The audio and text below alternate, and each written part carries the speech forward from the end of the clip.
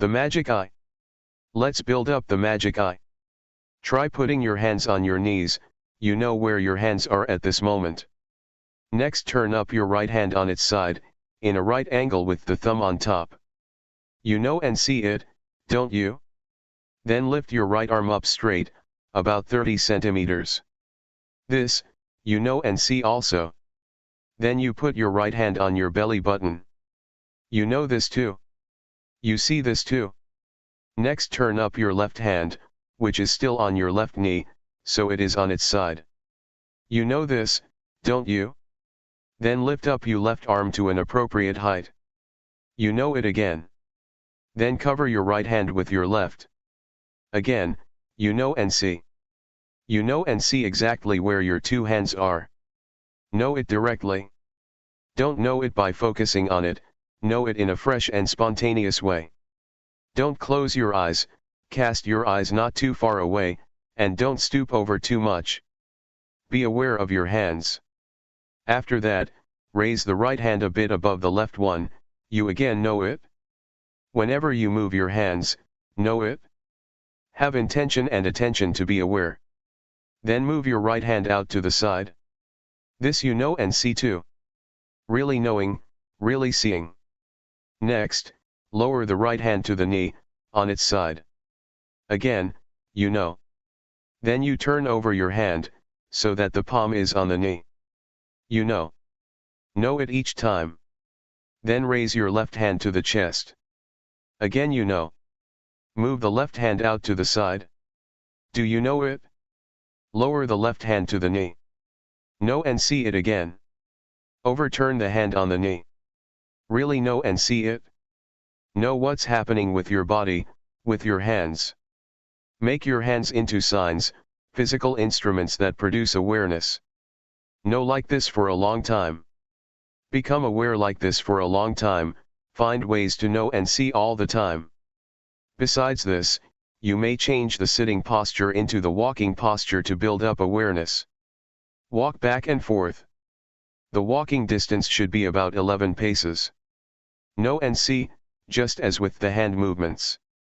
Whenever you take a step, know it, every time, know every step. Don't concentrate. Know each time as a separate movement. It is as if we count 1, 2, 3, but don't count. Don't inwardly repeat right, left. Don't recite any mantras. Just to be aware of the movement is enough. Know it directly.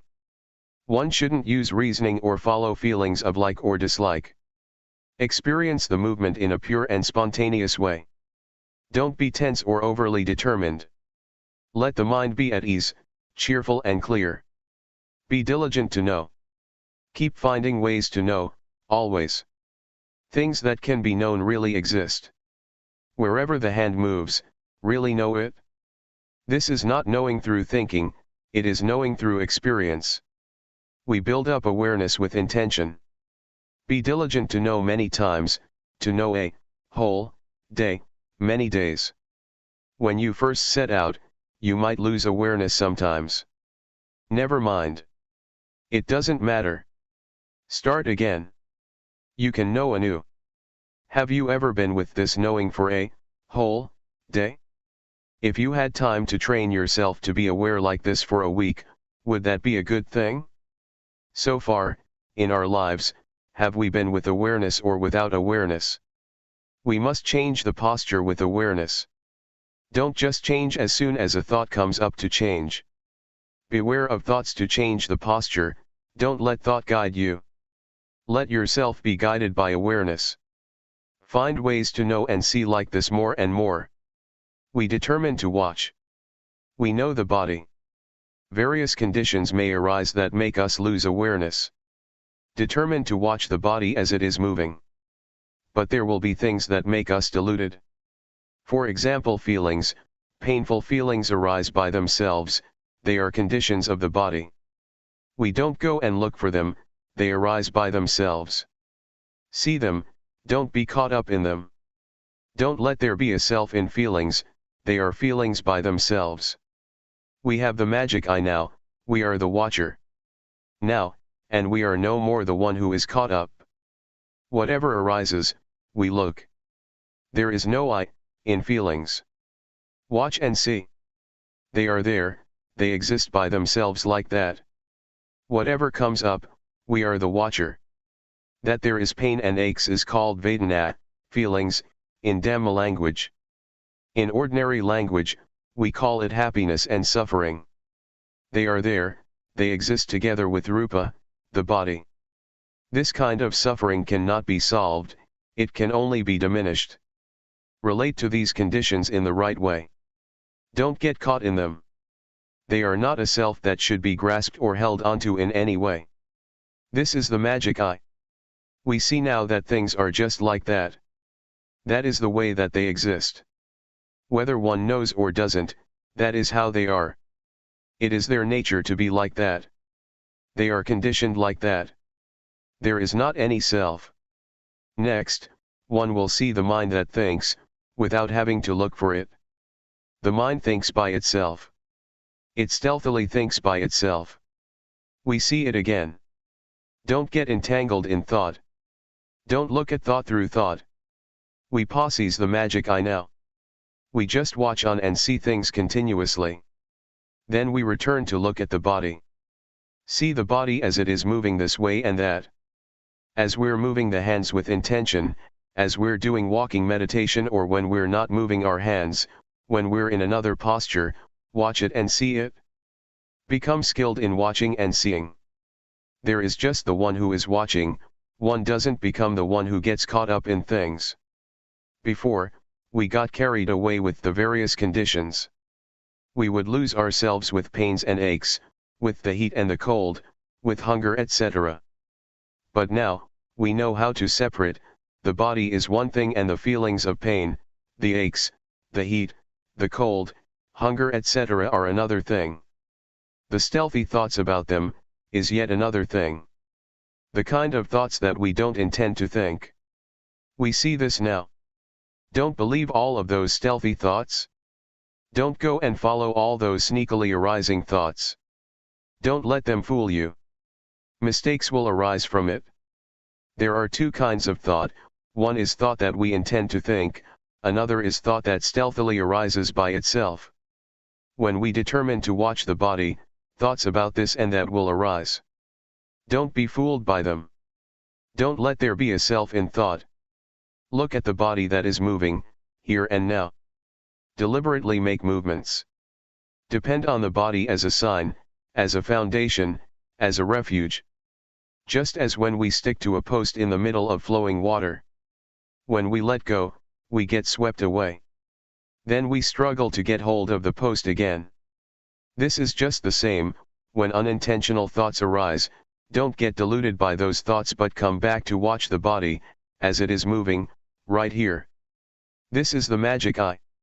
To watch like this. Be skilled in it and familiar. First stay with the body, you shouldn't go and mess with thought. It is just like reading a book, the more we read, the more we get involved in it, because we remember and we understand. Unintentional thoughts are one thing, deliberate thoughts another. Whenever sneak thoughts come up, we are aware. It is as if we oppose the stealthy thoughts. Whenever thoughts arise, know it in time.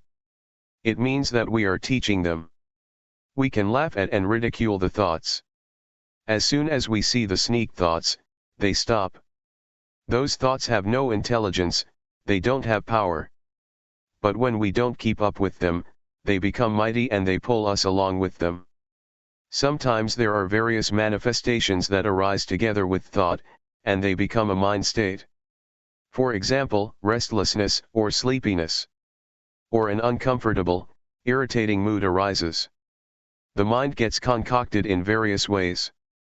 Don't surrender to these things. Watch them. We now have the magic eye. Whatever happens to the body or our mind, we watch the whole lot. It is fun to watch, fun to see. There isn't much to it. Really look, more and more, and the conclusion will be that there is only just body, feelings, mind, and mind objects that arise with the body and the mind.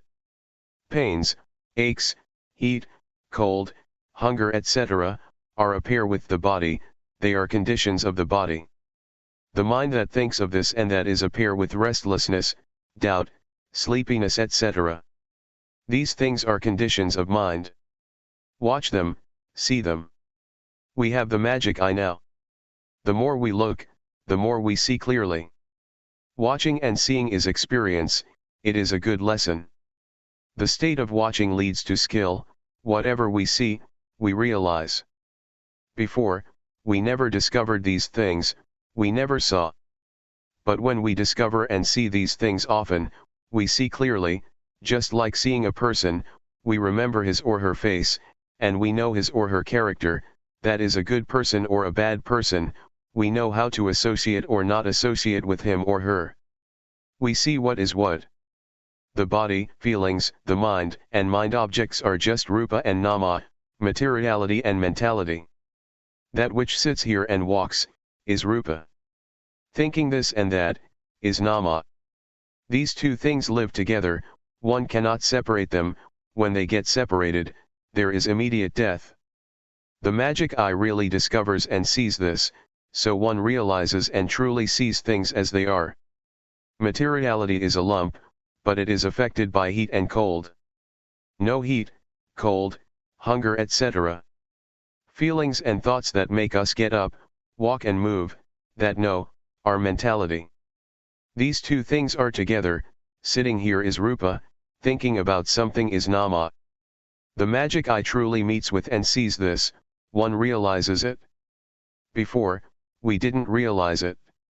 We were deluded for a long time. We lost ourselves in the various conditions of body and mind.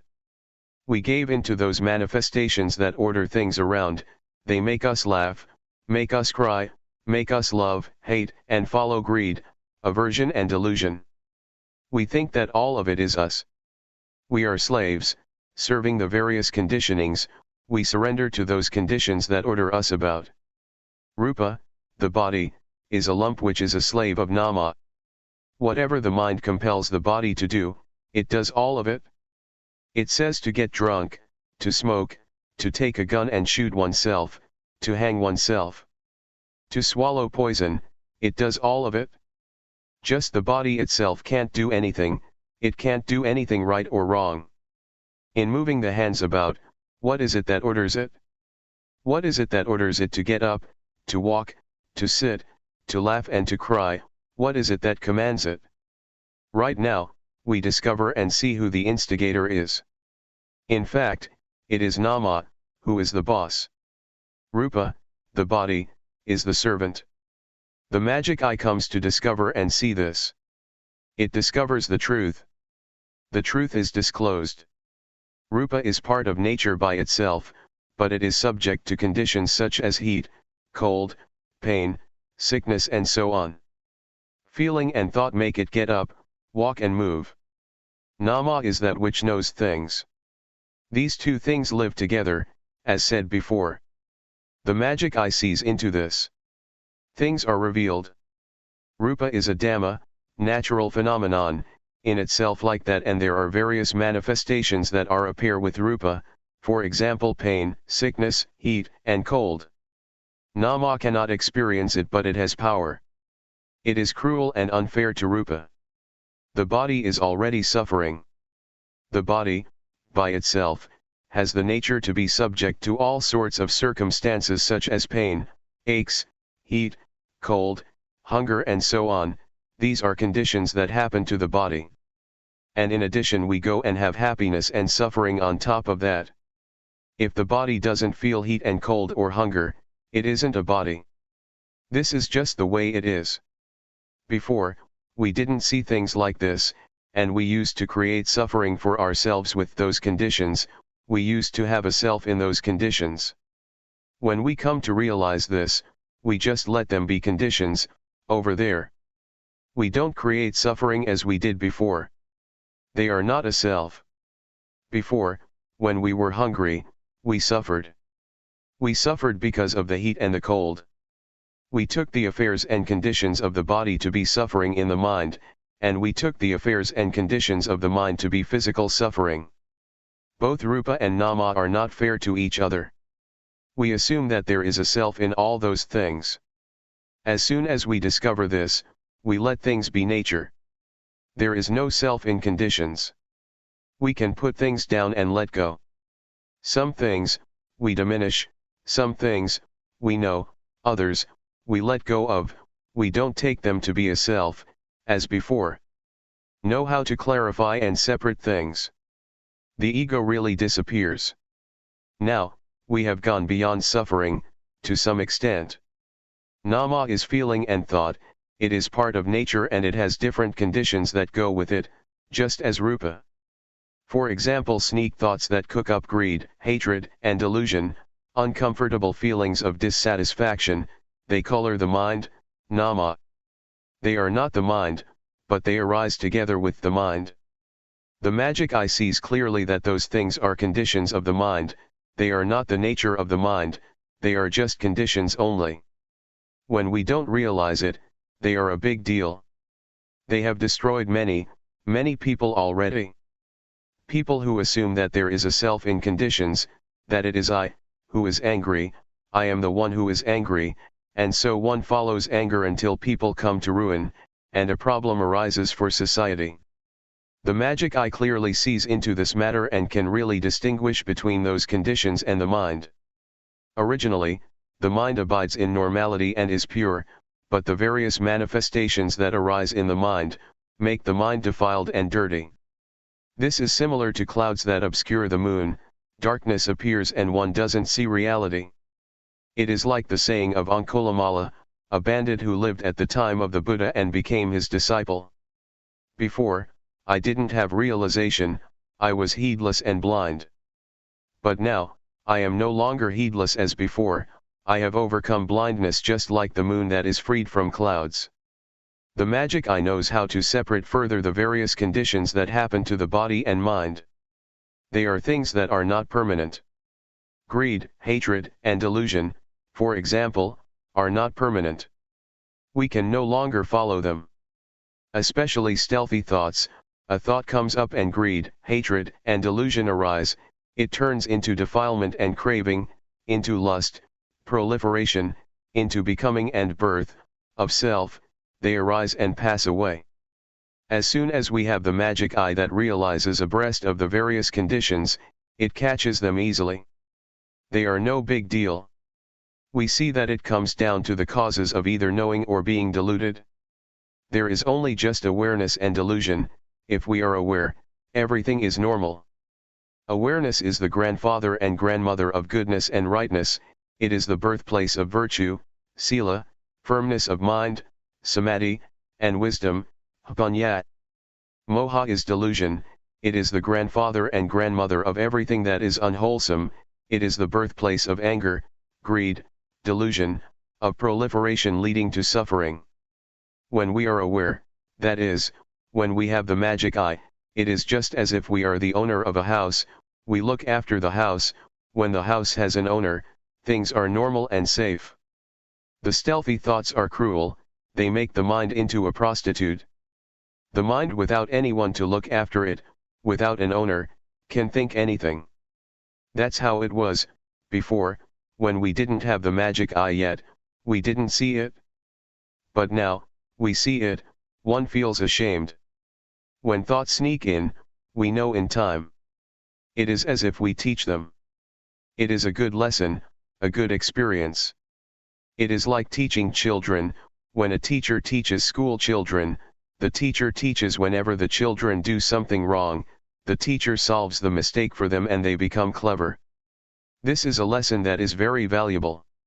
May you give a lot of attention to this point of right or wrong, right here is the weak point. Whenever there is something wrong, when we don't see it, the mistake will expand without limitation, and it becomes so familiar that it turns into habit and one can become shameless, doing what is wrong without any shame. Now we have the magic eye and we see the unintentional thoughts. Before, we didn't know, but now we know the stealthy thoughts in time. As soon as we see them, they stop. So we have taught them, we have taught the mind.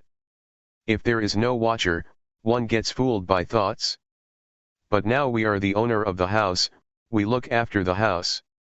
Before, it was easy to get deluded by thoughts, but now it is easy to know because we have experience and know in time, we realize that they are conditions and we know their characteristics, we know what their nature is.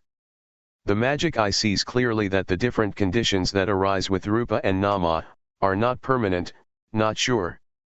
They are just like rubbish, they are impermanent, valueless, and they are not any selves. So we don't cling to them as being any self, we throw them in the rubbish bin, that is to say, the three characteristics. The three characteristics of impermanence, valuelessness, and not self, are like a rubbish bin. Impermanence, valuelessness, and non-selfhood belong to greed, hatred and delusion, those things are rubbish. We now have and see the place to discard them. It is like having a rubbish bin in front of your home.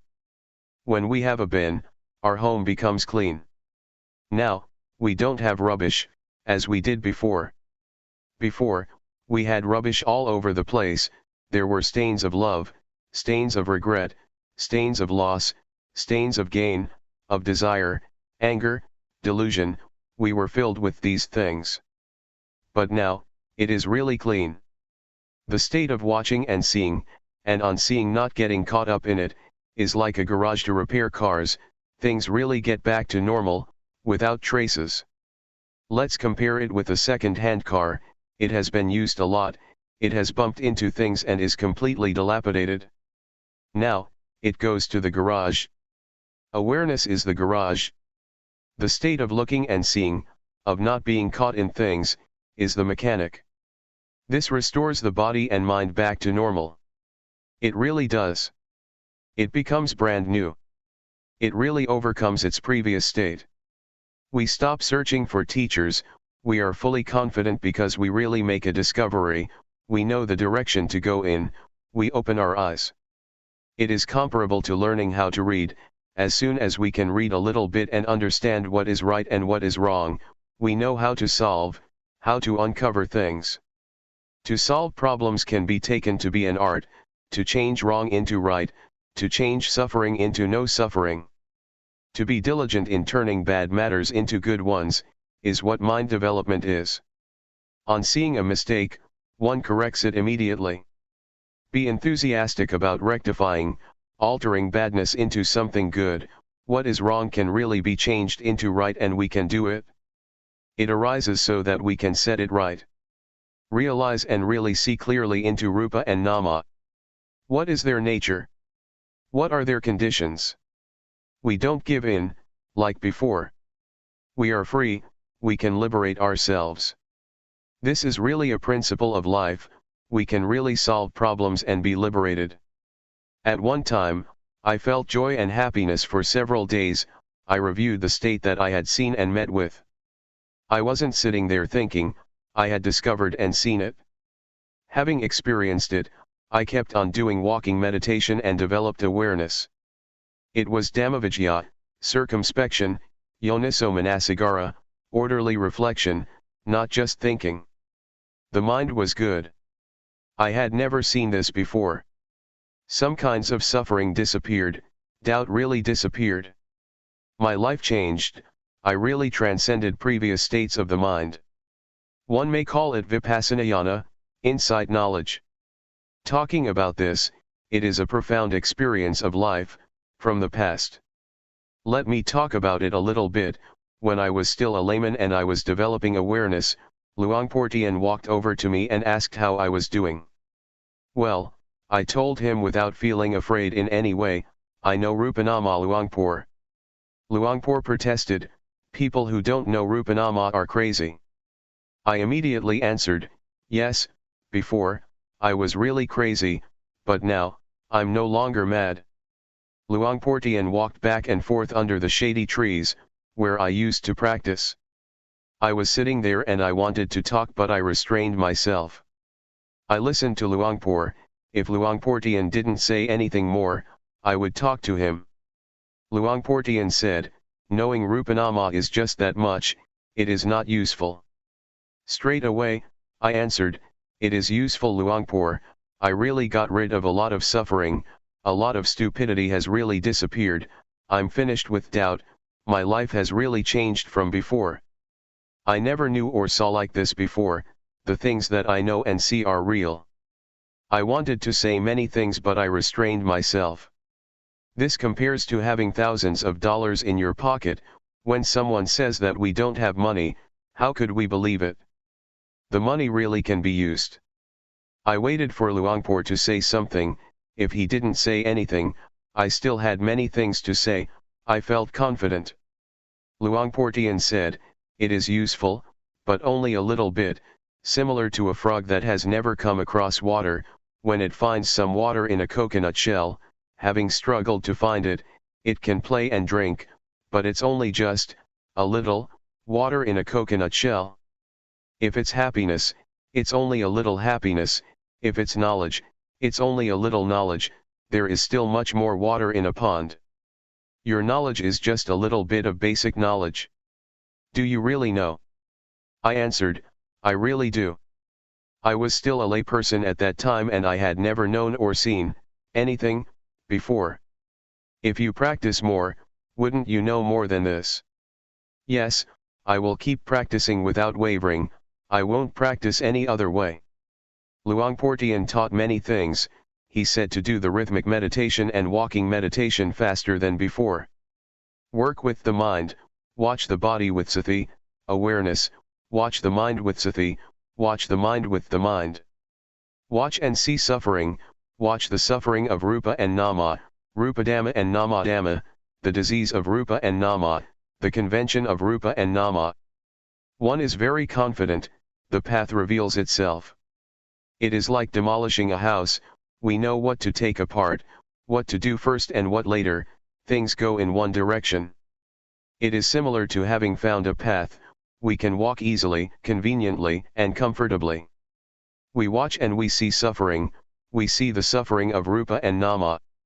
Rupa has a lot of suffering, it is waiting for us to look at it, from breathing in and out, swallowing saliva, blinking the eyes, to standing, walking, sitting, lying down, eating and making bowel movements. They are ways of the body to relieve and diminish suffering.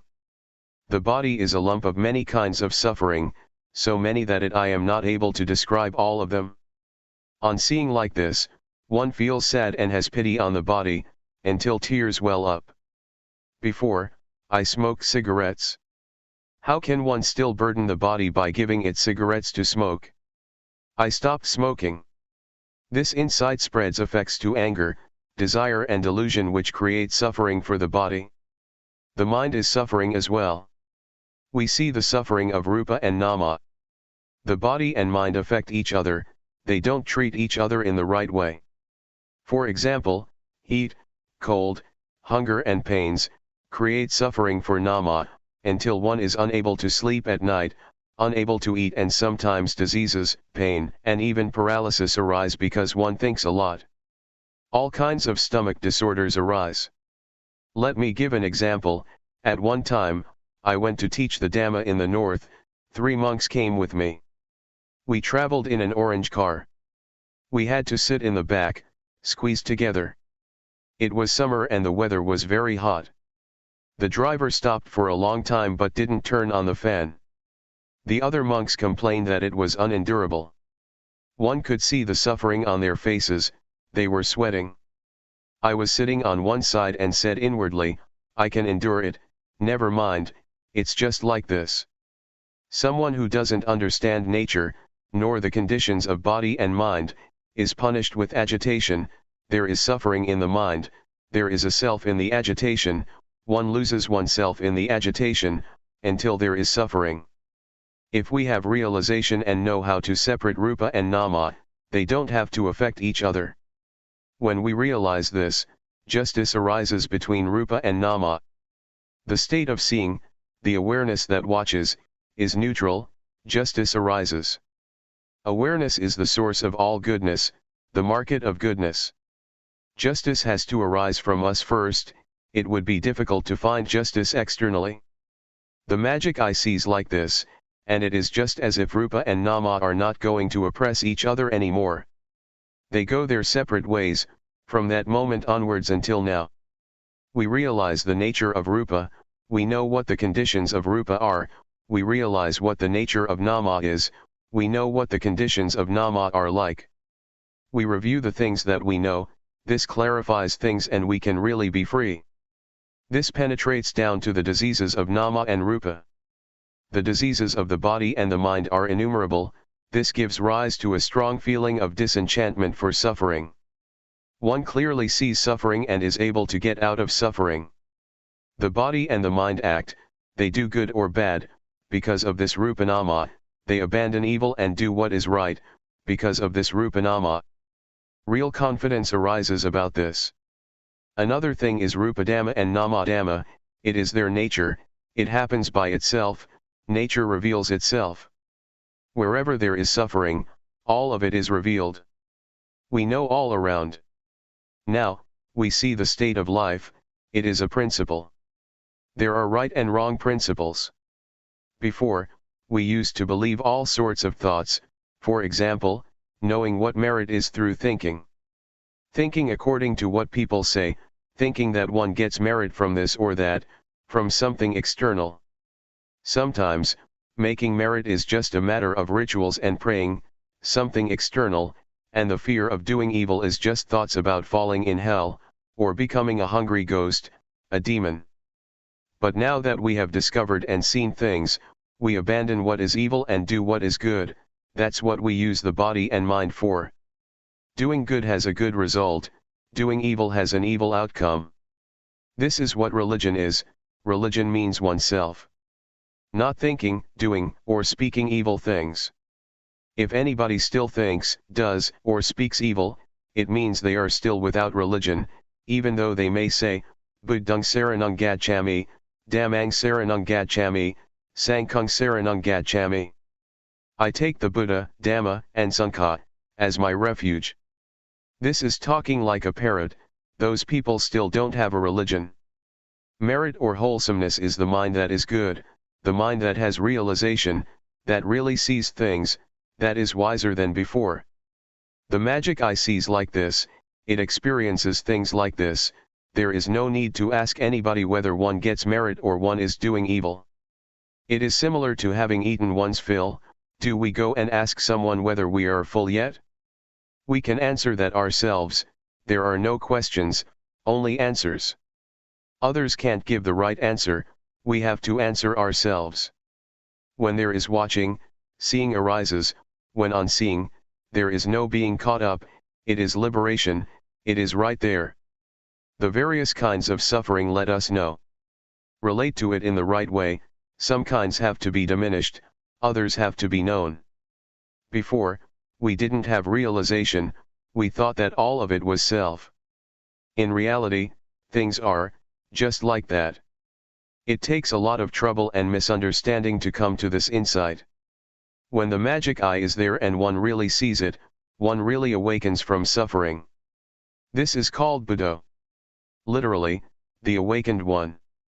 Now, we have reached Buddhism, the mind knows and awakens from suffering, it is not asleep, it is not deluded, it is not heedless, it is disenchanted with the mass of suffering of the body and the mind.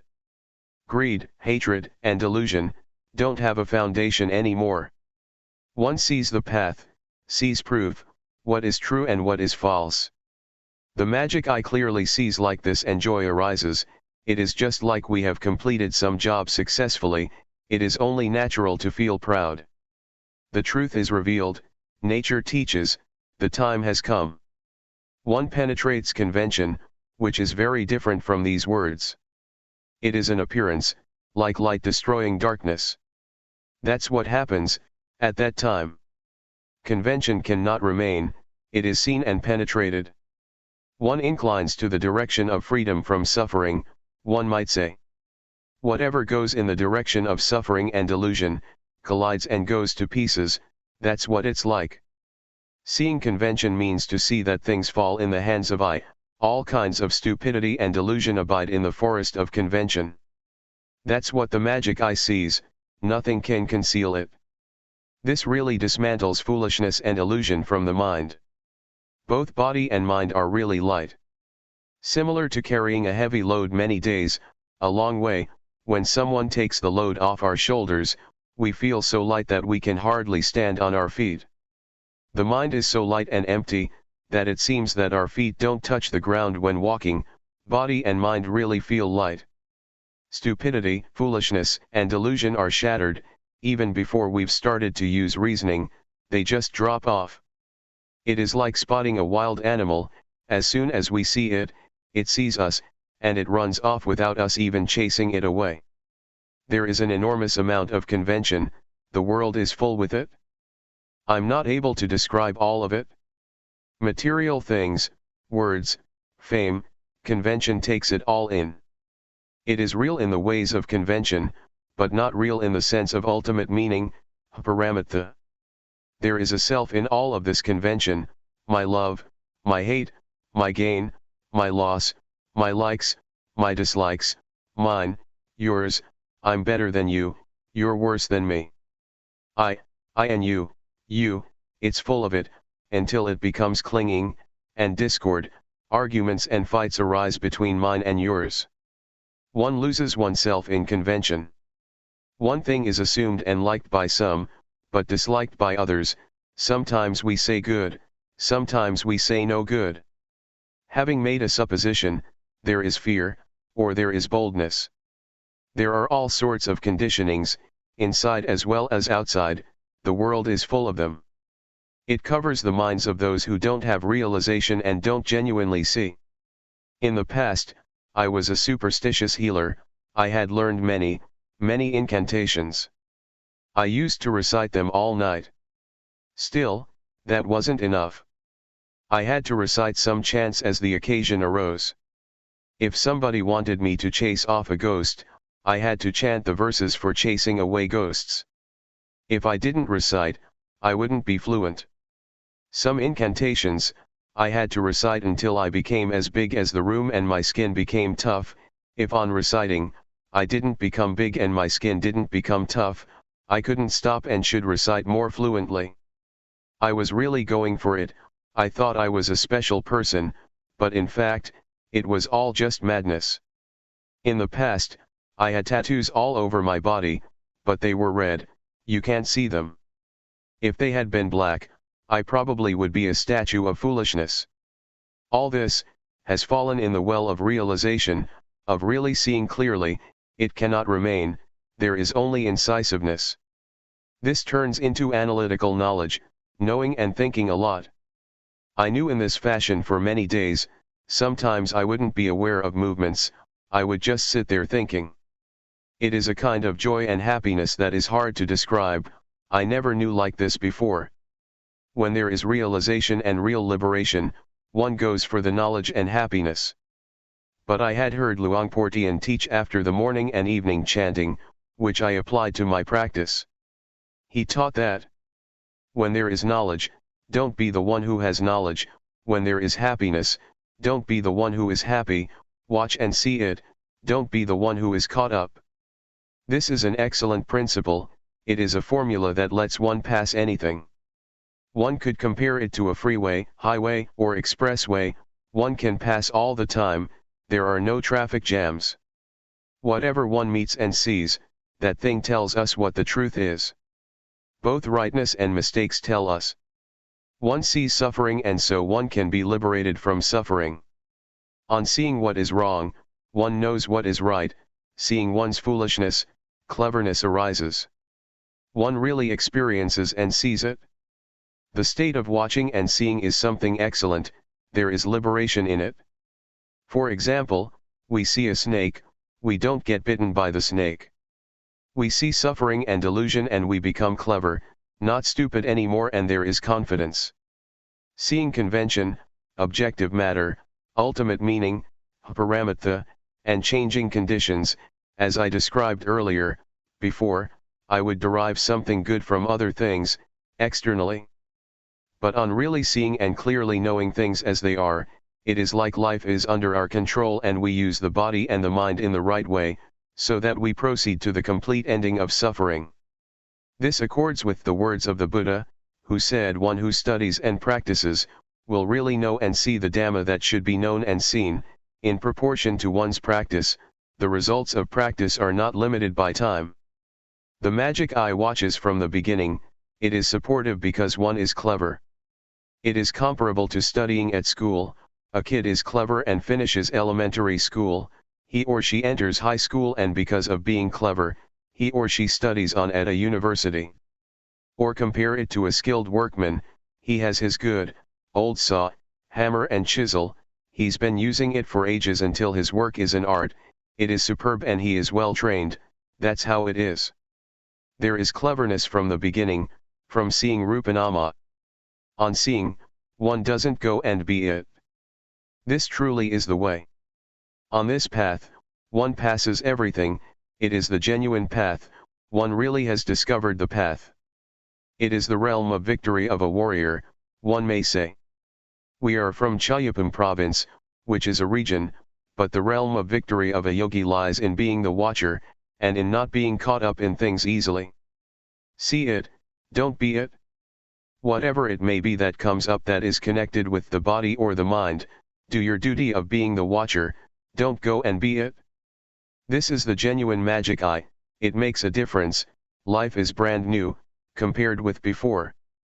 It could be compared, as I said before, with a car that gets completely fixed up. Now, it is back to normal and can be used.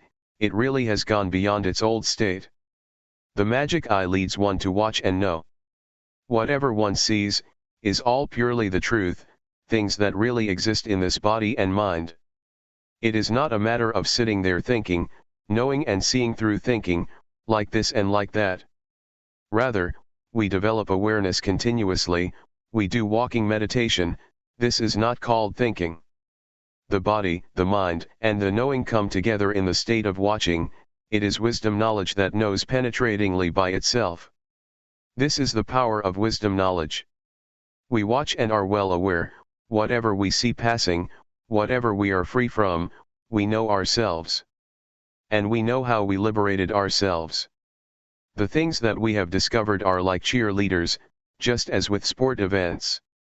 Or they are like provisions, these things that we have seen.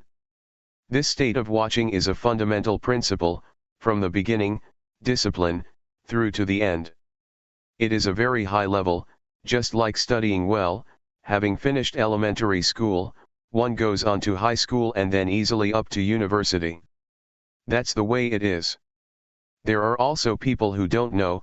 They say that they know many things and they can talk well, but the way they express themselves shows that they don't know. Their actions and the way they talk indicate ignorance. They just know from memory. This is not high class and they don't get anywhere. Recently, there was a project to ordain more than 10 boys as novices, during the summer, and then to let them study further at a high school. They stayed for a year and then one of the novices was sent back to the monastery. They said he couldn't read. He had finished elementary school but couldn't read. No matter how they tried to help him, it didn't work. So they sent him back. He couldn't go, even though he had somehow managed to get through elementary school. He didn't make it. Some practitioners of Dhamma may be like that. They can't make it, they are still fooled by conditions, they are seized by Mara, the personification of evil. The state of looking and seeing, and having seen, not to be caught up, lets us really go through, it really sets us free. We see suffering and we really escape from suffering. The beginning stages, from discovering Rupanama onwards, liberate ourselves continuously. Things are erased until zero remains. One cannot go back. We really have a foundation. 5 minus 5 really leaves 0. Having seen the body, feelings, the mind, and the mind objects from the beginning, we have discarded them. At that point, We're already in a different world. Then, we see convention, objective matter, ultimate meaning, and changing conditions, and the various conditions drop off. On seeing impermanence, valuelessness, and that there is no self, we throw things out so that everything is all gone and it is clean, there is no disorder anymore. Cleanliness and dirtiness teach us. Heaviness and lightness teach us. How can we let things become dirty again? It is like things continuously are brought down to zero. When one does something for a long time, one naturally becomes skilled in it. When one practices awareness until one reaches the state of watching and knowing the body and mind, one becomes skilled in the ways of the body and the mind. It is easy to be undeluded, easy to know because one has victoriously crossed over a mountain that obstructed one, namely the Nivaranadhamma, the 5 hindrances. There is readiness to see thought, one is tuned into stealthy thoughts. One is faced with them, suddenly. They come through a door, and the state of watching is already at that door. One hits them on the spot. The sneak thoughts are at the end of their tether, they are destroyed, that's what they deserve. Before, we saw them too, but we saw them glossed over, now, we see them openly and in time. They cannot be concealed again. It is as if the state of looking is the judge, and the sneaky thoughts are the accused who confess because there is evidence. They surrender and can't escape. The truth appears. There is no way to deceive or cover things up anymore, they have lost completely. Stealthy thoughts are the origin of suffering. Conditions have deceived us for a long time, we only just found out now. This may be called a victory in life, it was a profound experience in my past. Let me talk about it a bit. At that time, I was sitting in my hut, close to Luangpor Teean's hut. This hut was made from the wood of a coffin, the paper was still stuck to the planks. It was made into a small hut. This really is the profound past of my life. At the Budayana forest, a monastery in Loei province, almost 30 years ago, people were practicing very diligently. After the meal, we would take our bowls mindfully back to our huts, we would look after ourselves. When sitting in the hut, we would leave the door half open, that's what Luangpor Teean told us to do. Someone who closed the door of his hut, was assumed to be taking a nap in the daytime. When Luangpor would come by, he didn't dare to knock on the door, being afraid that the person inside would be asleep. These are meaningful memories of my life. The magic eye discovers and sees the stealthy thoughts, and the sneaky thoughts are the loser, they fall apart. It is a bit like bowling, I saw on television how the ball scatters the pins about. It is similar to that, the whole region falls over, they affect each other. The I, that used to exist in sneak thoughts disperses like a little wave. It is similar to seeing convention, suffering, foolishness and doubt drop off. Anger, desire, and delusion are pacified until hardly anything remains of them. That's what they deserve. Anusaya, latent tendencies, habits, stealthy thoughts, and proliferation shrink back, it is the destruction of everything that is not right, there really is no lingering to all that. Thoughts that arise stealthily are very dirty. Before, we could think anything, and we did, thinking without any sense of shame, caught up in stealthy thoughts like a madman. But now, we see that unintentional thoughts are very dirty, very gross. If we compare it to an offender, this is the number 1 culprit, as for actions of body and speech, they are culprit number 2. I used to think that thought is something refined, before. Whoever doesn't see it can think anything. Thinking completely shamelessly, thick-skinned. Now, we see the sneaky thoughts as the root cause, that is to say, delusion, moha. It is the grandfather and grandmother of everything that is bad. Because of thought there is concoction, anger, desire and delusion, defilements arise, craving, lust, ill will etc. I have said many times that there are 2 kinds of thought, namely, intentional thought, this is vijja, knowing, it is wisdom. Stealthy thoughts, the second kind, are avijja, not knowing, delusion. When seeing like this, it is as if the mind has escaped from fog and clouds, the mind is pure. When thinking, one thinks specifically and orderly about a particular matter, one thinks with a pure mind, there are no moods interfering. Life is crystal clear, each thing is exact. One may as well say that the mind has been tamed, it doesn't rebel and it is not wild, as before. There is a change in the mind, at this point. The mind is on a higher level than before. At this stage, I could say to myself that I am a human being. Before, I used to be a man who would have ups and downs. I would be affected by everything, the mind would get carried away with all kinds of conditions. But now, it can no longer be like that. This is what it means to be a human being. Being over-serious and tense, the mind that goes up and down, these conditions are worthy of being fed up with. I feel ashamed of those states of mind. Putting it another way, at that time, I was an angel because I had a sense of shame towards myself. I didn't dare to do, say, or think bad things. Even though somebody else might not see it, I would see it myself. I am ashamed of evil, of unwholesome things. Angels came to help me, not the angels in the sky, outside of me. This kind of angel came to support me, it helped me not to have troubles and suffering. I was a god, because I had only loving kindness, compassion, sympathetic joy, and equanimity. The mind was full with love and kindness, without limitation. The mind was stable, not shaken, like a solid rock that doesn't tremble in the wind. Now I have a home. I am the watcher. It is a victory that is safe. It is the peak of being a human being. I closed the doors to bad destinations. I can guarantee that I'm not going to be a hungry ghost, a thick-headed demon, a hell being or an animal. Now, I have a refuge, life is stable. I am definitely a human being, the mind is exalted, like someone who is on a high place, he or she is able to see people who are lower. We've trained the mind and it really is finished with its wicked tricks. The mind is exalted. Being born as a human being is a great gain.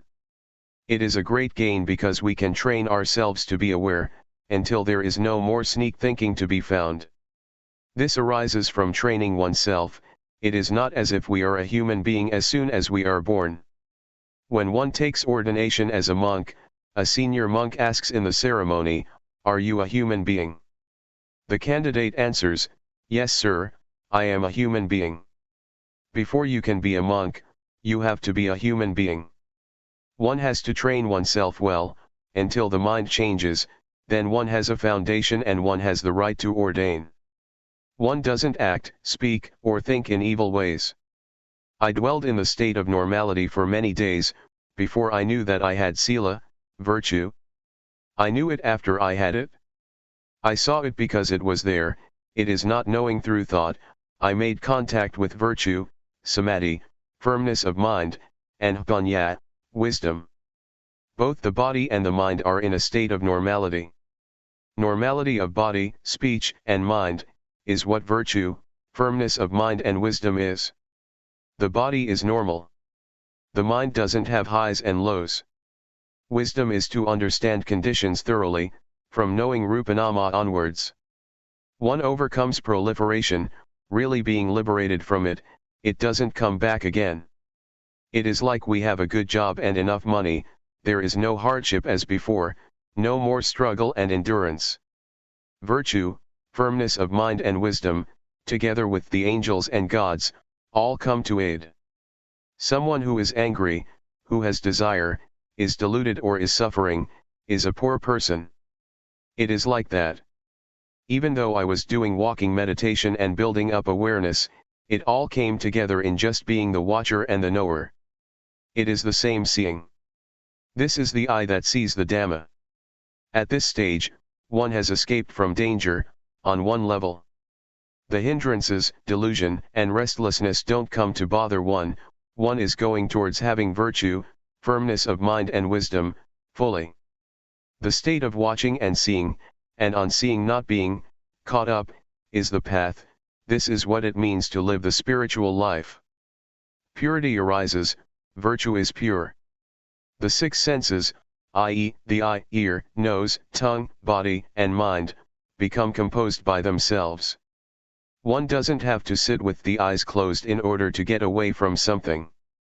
While doing walking meditation or standing, one can have a mind that is firmly established, samadhi. One advances to the state where there is only just watching. One is no longer a servant of conditions. There is the unconditioned, visankhara. This is something different, it's another world. Sometimes, I would review the stages of practice that I had passed, the principles that I had discovered, how I was liberated in stages. It's like going on a long journey, one passes this town and that village, leaving them behind, which indicates the direction of the goal. Let me give a comparison. At one time, I traveled to the south to give Dhamma teachings. The distance is about 1,500 kilometers. A driver took me there. He said it would take about 12 to 13 hours. I thought it would take longer because an air-conditioned bus, leaving from Bangkok, takes 15 to 16 hours. From Chayapum province to Bangkok is nearly 400 kilometers. It wasn't very long and we were past Bangkok, having the midday meal. The driver drove quite fast. This really indicates the direction our destiny is in. We reached the place in the south as the driver had predicted. This is just the same, practicing Dhamma is like that. When one practices in the right way, it is like rolling a boulder down the hill or like sitting in the right bus, it will take us to where we want to go. It is really safe, one really experiences merit and wholesome things, one really shuts the door to bad destinations, one really continuously overcomes dangers.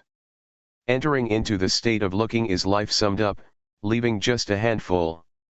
There is nothing messy, as before. Life is simple, without burdens. This state of watching is the diamond of the Dhamma, it penetrates down to the Sanyojana, fetters, it is the point where the door of reality is opened, nothing can obstruct it. Whoever trains him or herself in this state of watching, will pass through everything. It really is the way, it is the living of the spiritual life. One is able to destroy the ego.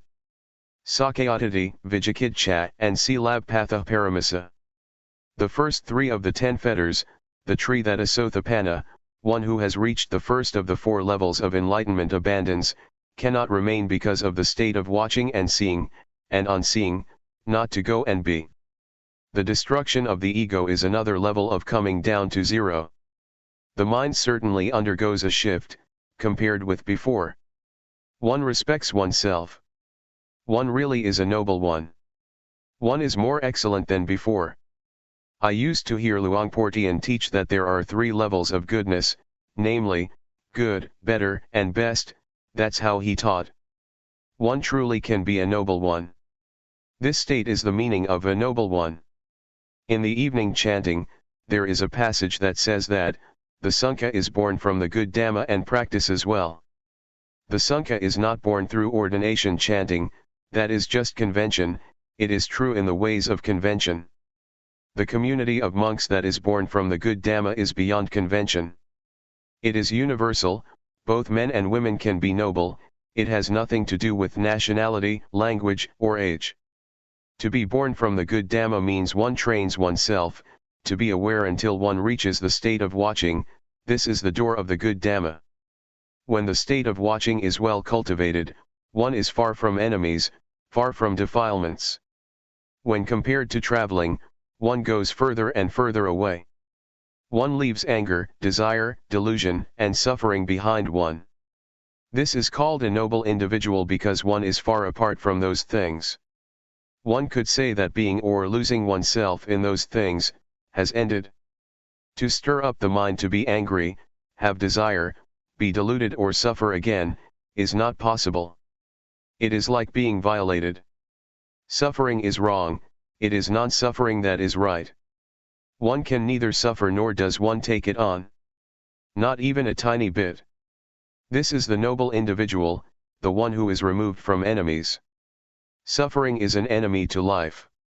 One is far away, one is not stained, there is supreme sila, supreme samadhi, and supreme panya. There is complete normality, which is the standard of life, one may say. It is the freedom of life. It is nature. Nature is what remains. Proliferation is all gone, it has turned into purity. One steps towards victory, the time has come. Things have become easy, whatever we watch and see, finishes. There is nothing stuck in our minds, zero. Things drop off, we don't want them, there is only emptiness. Taking the mind as measure, when one has desires, it shrinks up all the more, it is all the more deficient, but when it is empty, the more full it is, the more perfect, the more sufficient. It is like the saying of Ruttapala, who was an arahant, fully enlightened one.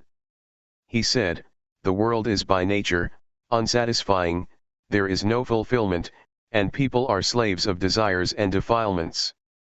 Nobody can ward off the world, nobody can be above the world. The world is form, sound, smell, taste, touch and mental objects. The eyes, ear, nose, tongue, body, and mind are never content. Who can find fulfillment and satisfaction from form, sound, smell and taste? And whoever hopes to be in control of happiness and praise, will be disappointed. Don't claim to be the owner of things, because when things are separated from us, you will suffer, feel bad and be broken-hearted. We have the opportunity to become skilled in studying our life, it is the art of extinguishing suffering. It is like walking on a smooth path, not bumpy.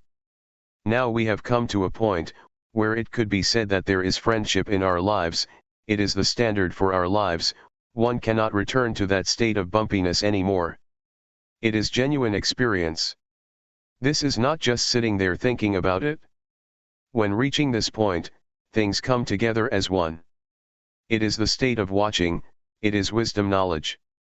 As I said before, this is being far away from enemies, one really has overcome enemies.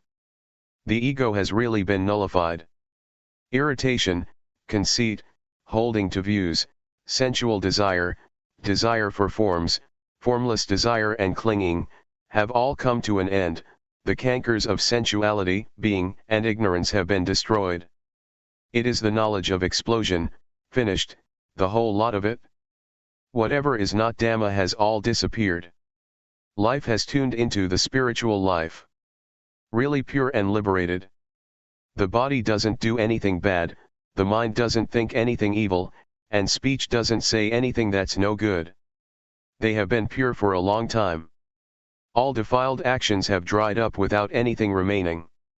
It is like a dried out fruit that, all black and shriveled up, still hanging in the tree, it doesn't have any effect on the tree, it doesn't have any seeds and it cannot grow up anymore, even when planted.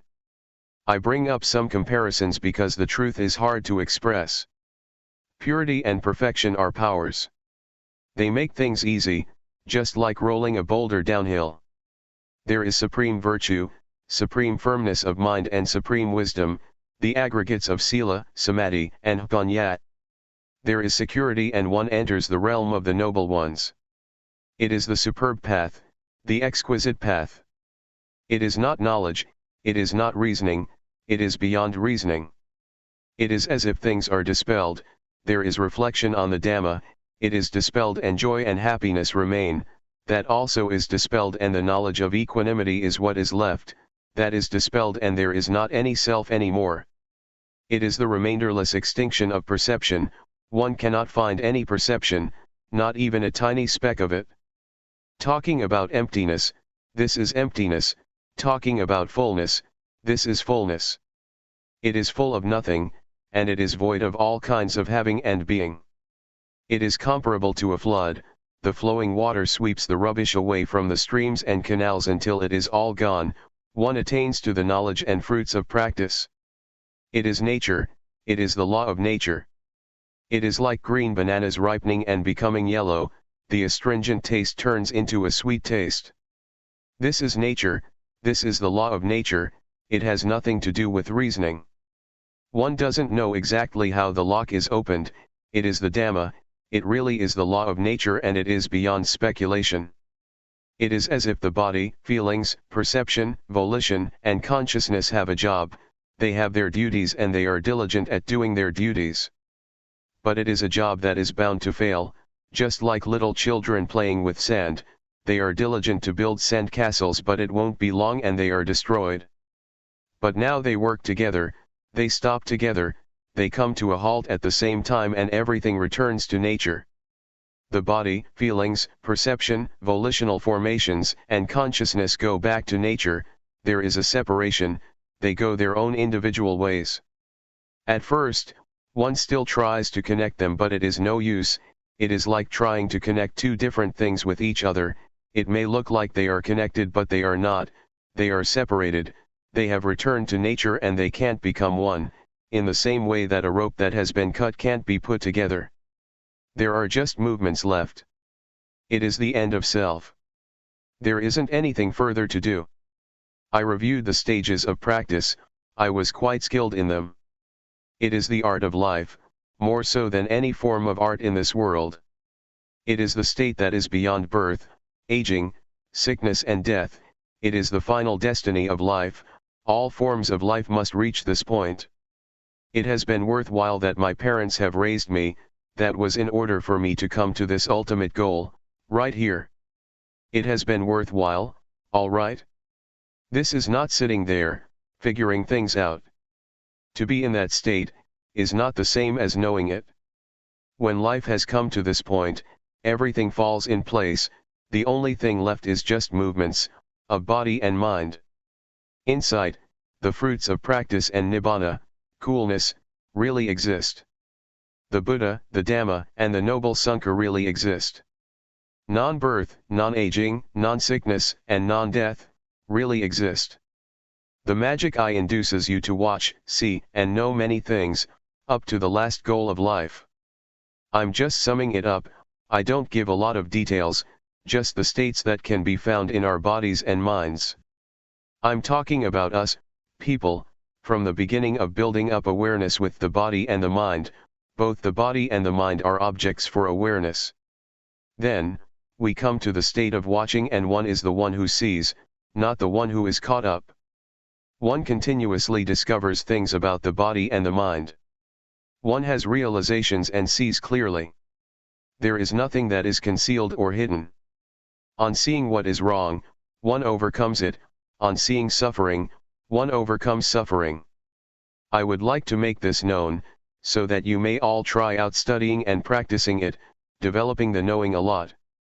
When you see that there is a mistake, solve it, when you see that it is right, develop it. I'm talking here, as a Buddhist. We practice in partnership, everybody is responsible for building monasteries, making merit, and being generous. Some people donate money to build a monk's hut or erect a meditation hall, this makes it convenient to practice. Others establish a fund to provide for food.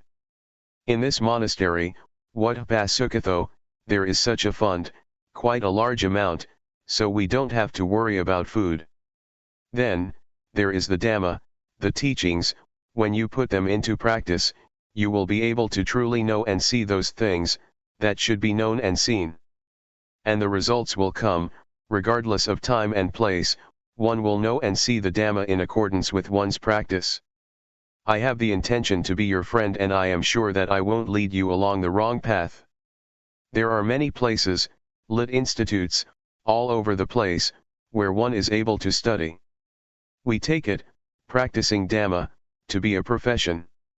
The details and solutions, you will experience and see when you put forth effort to be aware. Really be aware of the body and the mind, as I have been introducing since the beginning. Be diligent in knowing, don't go into the kind of peacefulness where you don't know anything, where the mind is under the power of delusion. Sitting in peace is laziness of the mind. To pay attention and to have the intention to be aware, is diligence of the mind. Therefore, being diligent can turn into the great foundation of awareness, Mahasatipatthana. When you have a lot of awareness, delusion diminishes or exhausts. Awareness gives rise to virtue, firmness of mind and wisdom. When there is awareness, the six senses automatically become composed. Awareness creates merit and one can let go of evil and unwholesome things. Awareness makes one understand what religion and Buddhism really are. One gets answers from being aware and one will experience all things, wholesome things as well as unwholesome things. There are no questions, there are only answers. One has to answer oneself, others can't give the right answer. One will get the answer to the questions, what does non-birth, non-aging, non-sickness, and non-death mean, and what is the great foundation of awareness? A staff of teachers gave Luangpor Teean the title, Principal Teacher of Developing Awareness, in this age. There is happiness in sitting with the eyes closed and the mind peaceful, as long as one abides in peace. But as soon as one comes out of that peaceful state of mind, there is still anger, desire, and delusion. The senses are not yet steadfast, one still evades things. In developing awareness according to the standard of the foundations of awareness, one must be diligent to know, to build up the quality of knowing a lot. Don't enter into peacefulness to the extent that one doesn't know anything. Know in time the proliferation in the mind, until you can control the arising of mental formations. Developing awareness is like looking after oneself. One sees the movements of the body and one sees the stealthy thoughts in the mind. Always be aware in time. As soon as one becomes aware that a thought has sneaked in, the thought will stop. It is just as if we teach the mind. When the mind gets taught more and more often, the mind becomes tame and it is easy to not have sneaky thoughts, it is easy to know. It all comes together in the knower, the watcher. Teaching oneself is valuable at the time that one is caught up in stealthy thoughts, and one discovers that one is being deluded. This is a very good lesson, a very good experience. It is only awareness that is able to see delusion. It is definitely not the kind of peace that doesn't know anything, peace under the influence of moha. Rather, it is awareness that makes one gain liberation. As soon as there is awareness, there is liberation there also. For example, one sees a snake and the snake doesn't get a chance to bite us. When awareness has been developed until one is skilled in it, one arrives at the state of seeing. This is the eye that sees Dhamma, that sees suffering, and therefore, one goes beyond suffering. According to the principles of the Four Noble Truths, one sees suffering and gets out of suffering, is liberated from suffering. Seeing the origin of suffering, seeing the cessation of suffering and the path leading to that cessation, works in the same way. In practicing Dhamma, no matter what technique it may be, it must be a way to develop awareness, to be aware. If there is no awareness, it is not called practicing Dhamma. To develop awareness is a universal principle, no matter what religion you may hold to, what nationality you may have, whether you're male or female, young or old, if you breath in and out, turn up the hand or raise the arm, and you're aware of it, we're one, we're the same.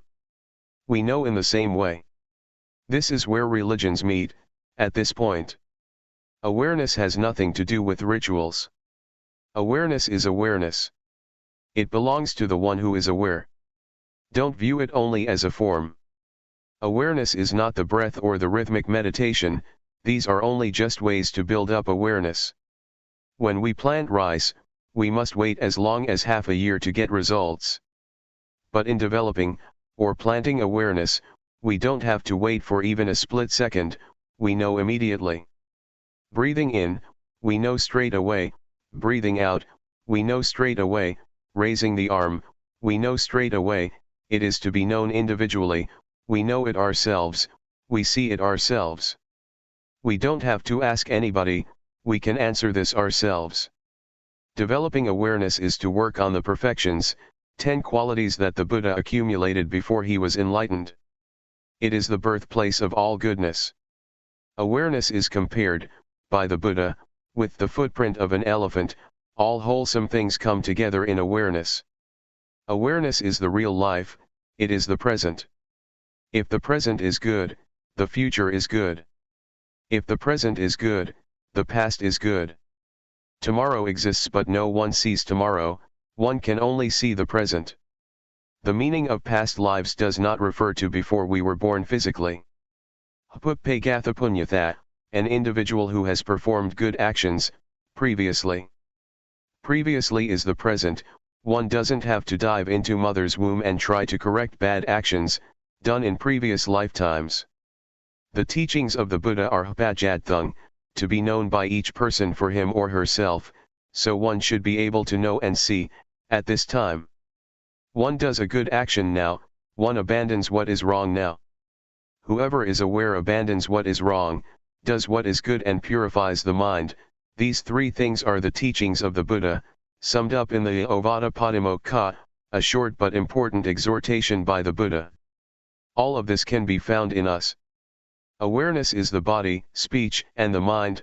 Morality, the mind well established, and wisdom, arise at the body, speech, and the mind.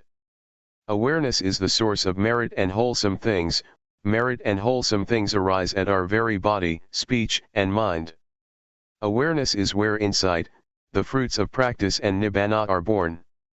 These things are to be found in the body, speech, and the mind.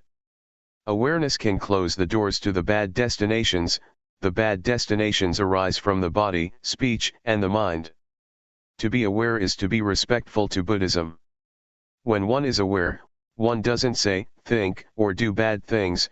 There is no suffering and one doesn't oppress others or oneself. Whoever is aware has respect for one's parents and one's teachers. In having respect for and loving one's parents, children, wife, husband, brothers, and sisters, one is not a bad person. One does not speak, act, or think bad things, and one doesn't have suffering.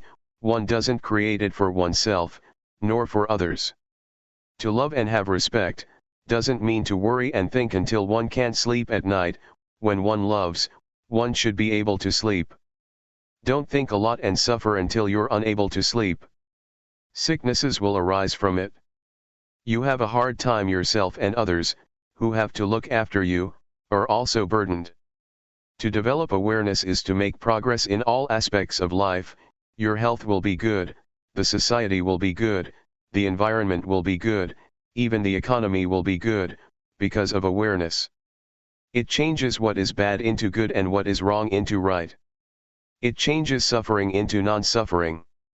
And it even changes greed, hatred, and delusion into non-greed, non-hatred, and non-delusion. These are the results of awareness. When there is a lot of awareness, delusion will be reduced to the smallest amount and danger will come to an end. Life will enter the deathless state. It is eternal life, beyond birth, aging, sickness, and death. And this can be found in this very life. When everybody is aware, all people in the world will live together in peace and coolness in the twinkling of an eye, and everybody without exception will be happy. The excellent path for human beings. We can learn the course of humanity by using the body and mind as our scriptures, that is, to try and be aware while using the body and the mind. To study and watch, to know and see, by using the method of developing awareness as taught by Luangpor Teean Jidasubho, namely the rhythmic meditation of moving the arms, and the walking meditation. To intentionally make movements, in order to first see the body, which is coarse, and later on, to see the mind or to see thought, concocting things up. Let's compare developing awareness with a child learning how to write. When the teacher writes an A, or a B, on the blackboard, the child remembers it and can write it too.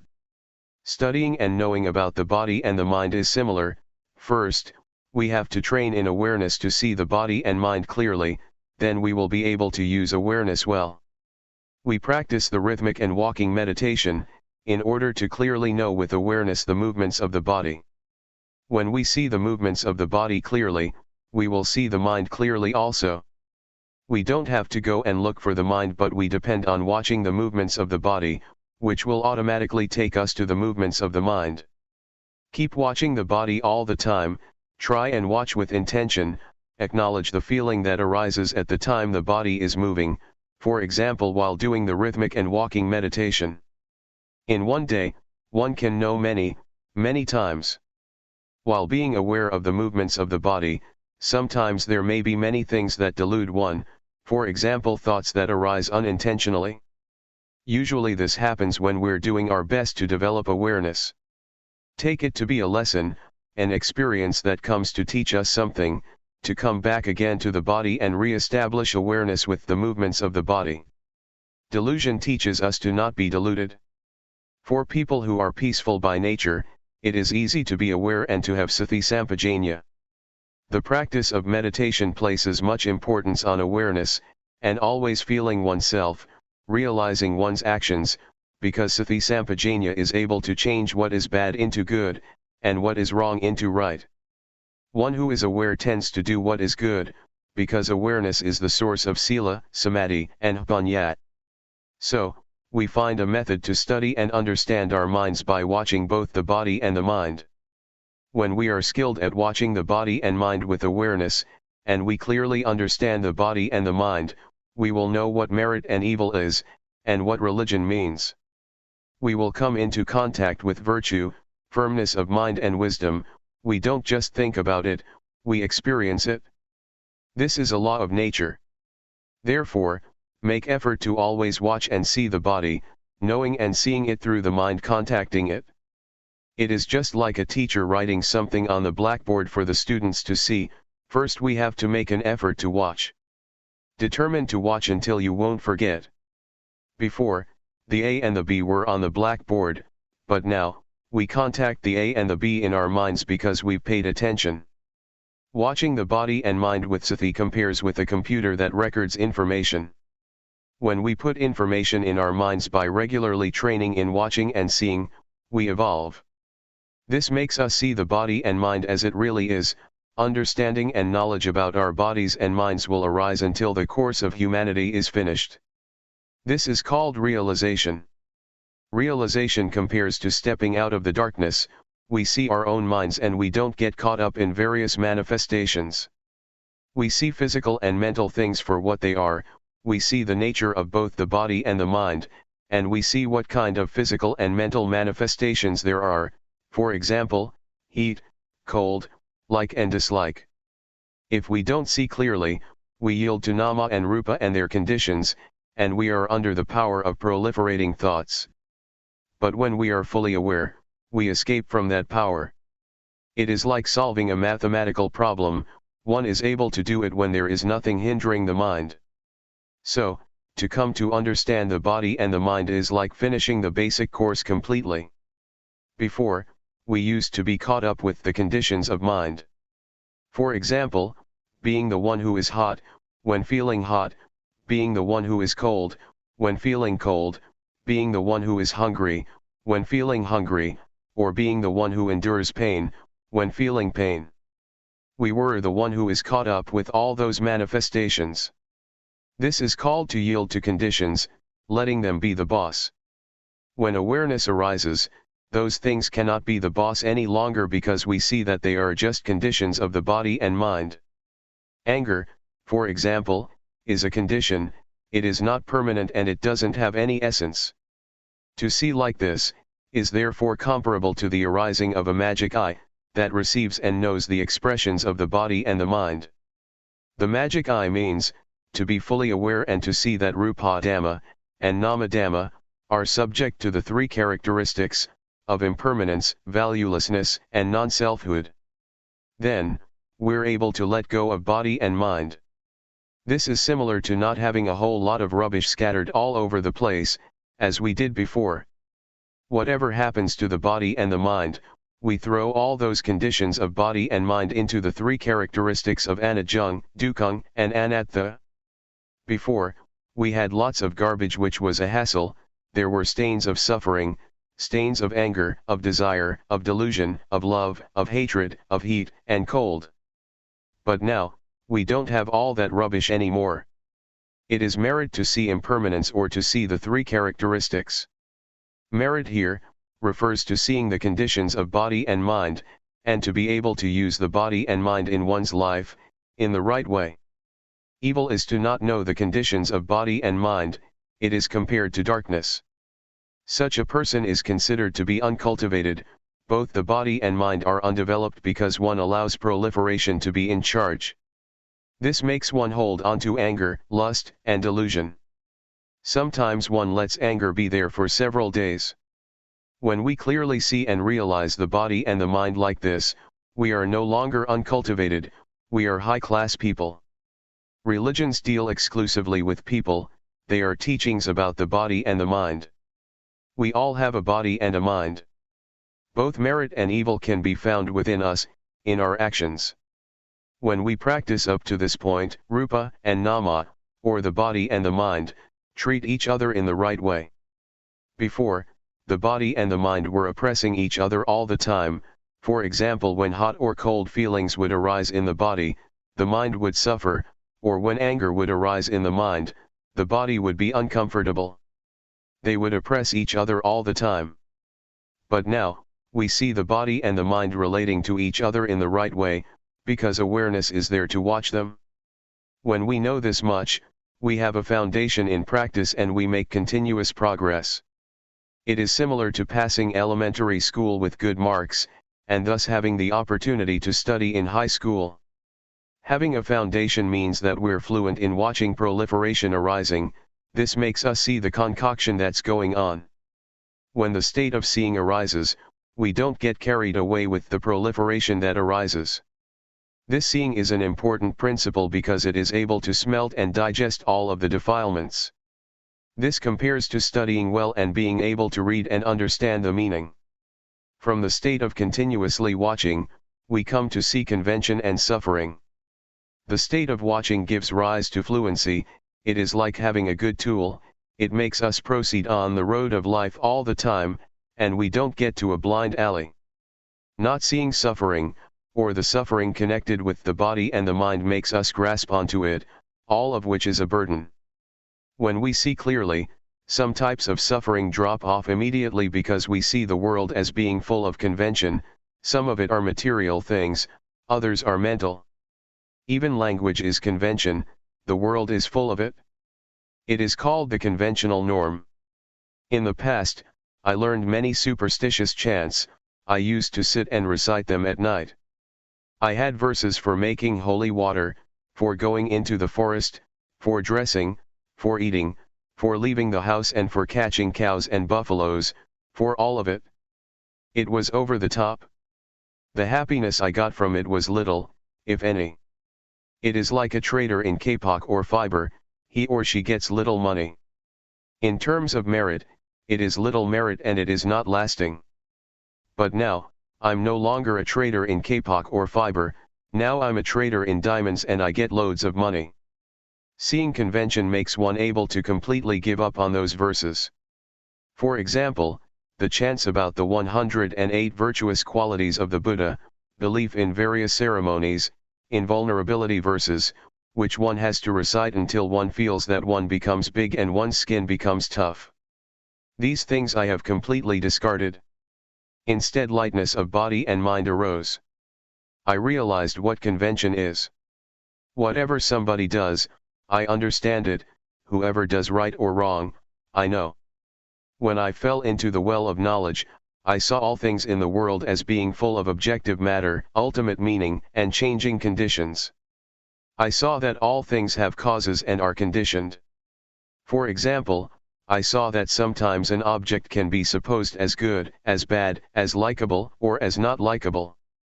Ordinary people assume words like love, hate, like, dislike, beautiful, ugly, they take this person to be good and that person to be not good.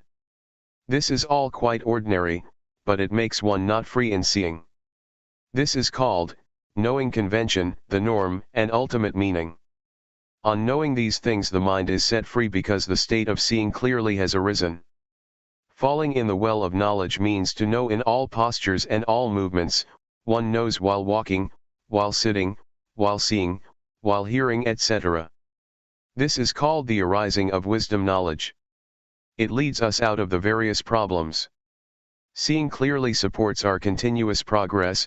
One comes to know what virtue is, what firmness of mind is, what wisdom is. One really makes contact with merit. It is not like before when we just had ideas about it.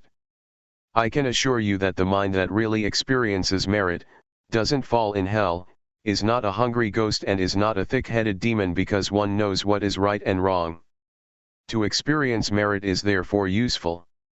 To come into contact with evil teaches one to let go of it. It is similar to having stepped on a thorn. When we see thorns, we don't step on them as before. So, really making contact with merit is for the extinguishing of suffering, for peace, and for liberation.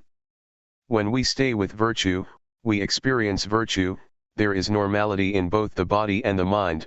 The body is in its normal state and the mind is in order.